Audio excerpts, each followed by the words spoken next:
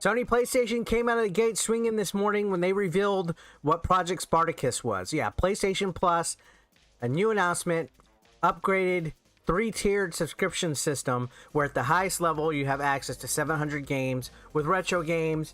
They did the price points. They did what is detailed in each level of the subscription. This was the world's worst kept secret. This has been rumored for like the last year or so.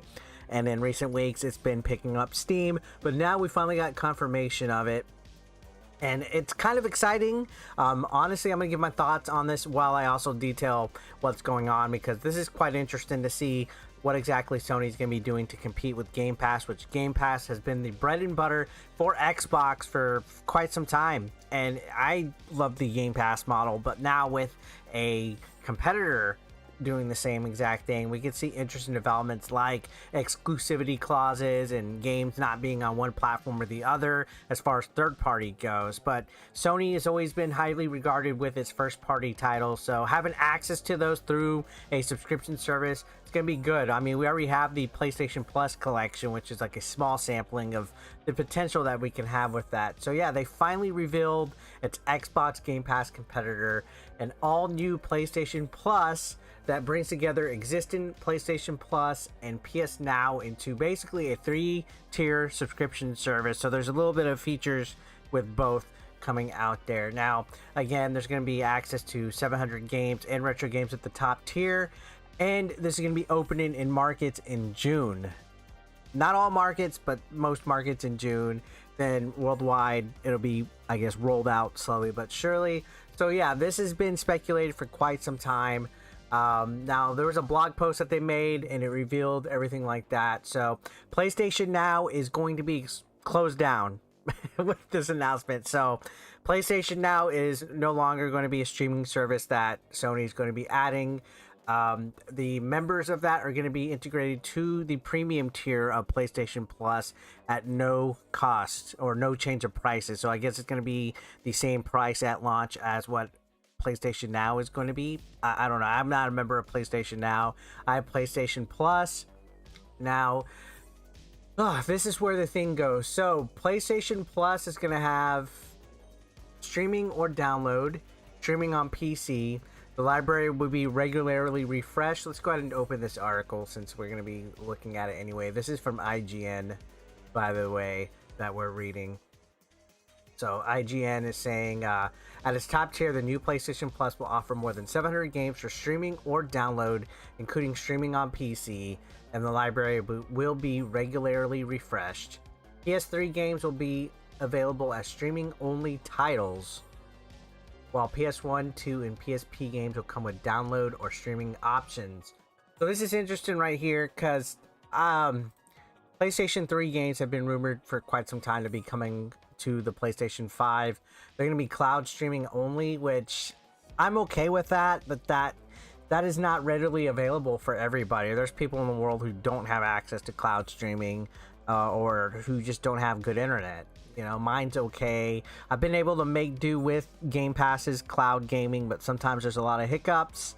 I would have liked access for PlayStation 3 games to just have some kind of system update where you put the CD in the PS5 and it works, but that ain't gonna happen. Now, for the fact that PS1, 2, and PSP are gonna be download or streaming options, I'm happy with the download option on that.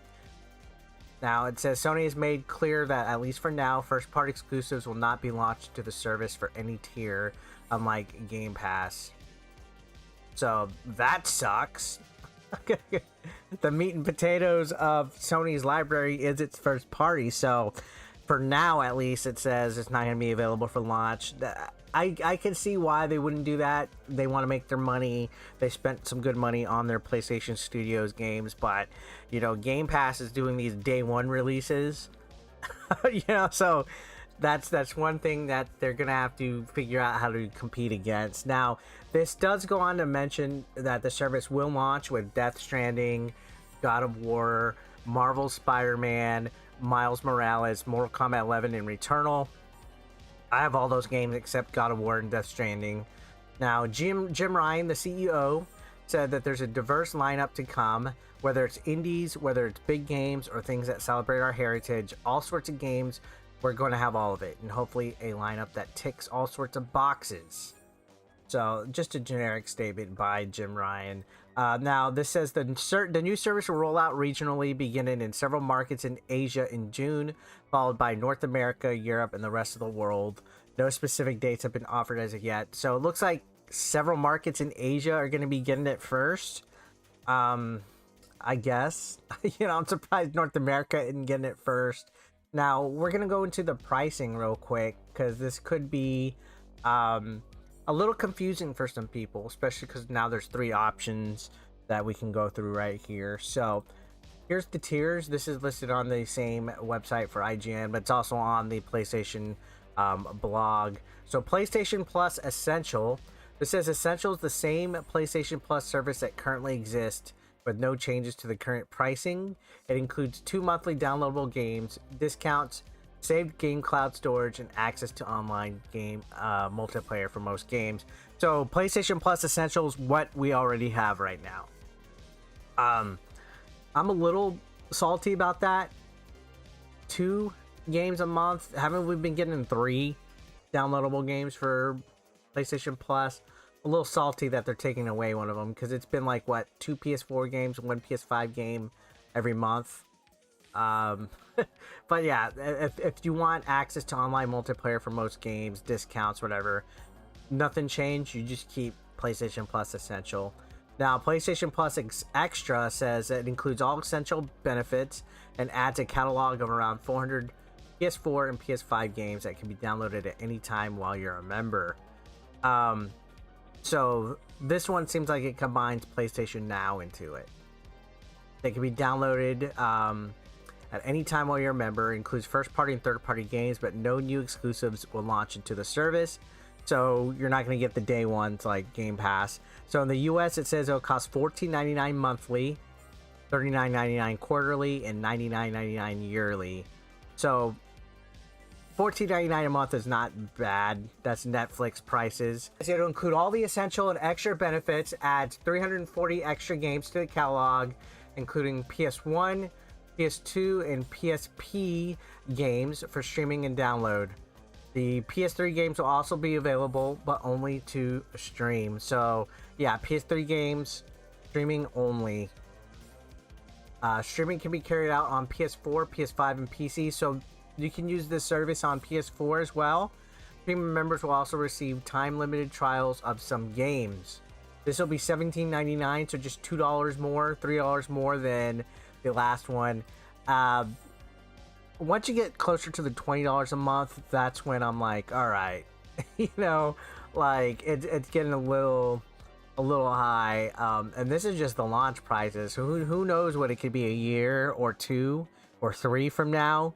Everything does increase. Now,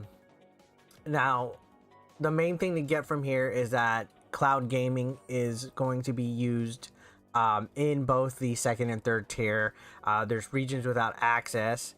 So they do say that regions without access to cloud gaming will get a different tier called Deluxe, which removes streaming, which is the PS3 games, from the premium tier, but it comes in at a lower price. You're not going to have this option if you have cloud gaming available in your region, so most of us aren't going to have access to Deluxe.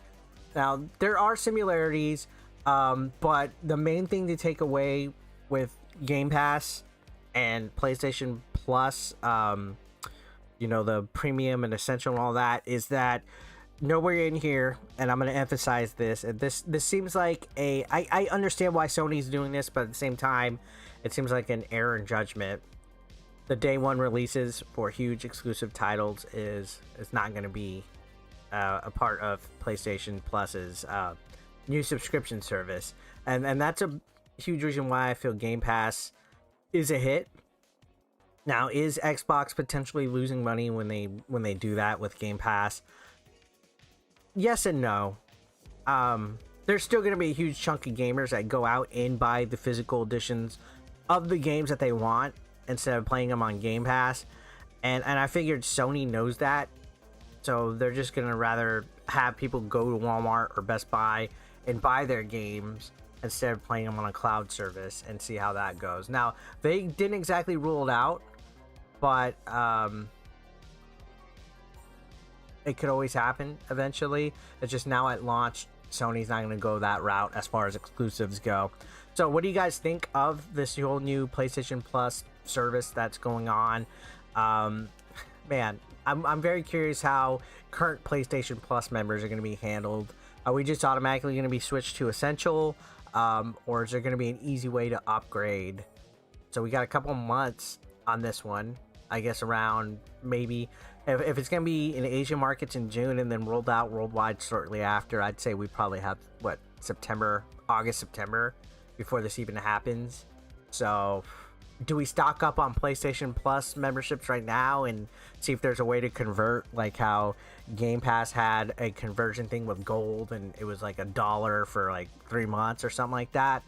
I'm very curious to see how they're going to convert. So let me know your thoughts down below. I'll see you on the next one.